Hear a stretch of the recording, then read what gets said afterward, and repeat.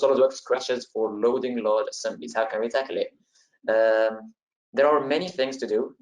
The easiest thing is to go to the first thing, while you're opening the assembly, don't open it in resolved mode.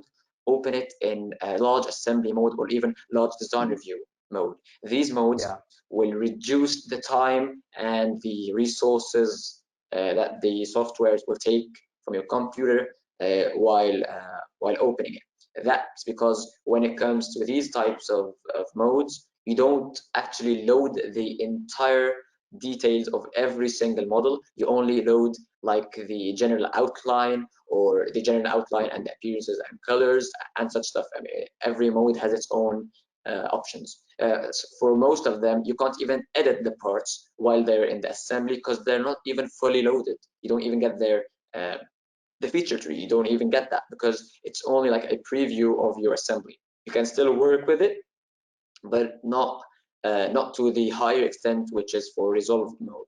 But if you have to work in resolved mode, then the other thing I'm going to talk about is to adjust your settings. So if you go to settings, document properties, then you go to, I believe it's image quality. There are sliders for how high and low the quality of your model is. If you want the best performance, get the sliders to the very left. If you want the worst performance but the highest quality, then drag it to the very right. Okay, so you have to also is to know the inverse relationship between quality and performance. High performance, low quality, high quality, low performance. Okay, what else? You can also turn off any appearances, turn off any shadows, you know, ambient occlusion. If you have real view on, you should turn that off too. You know, all these looking good things actually affect the performance. As I said, quality affects performance, so you should probably do that. You can also suppress any files you're not working with. So for example, if I'm working on a big assembly, but right now I'm just working with 2 or 3 components, I can suppress all the others, just that I can work a bit faster and a bit freely with my assembly.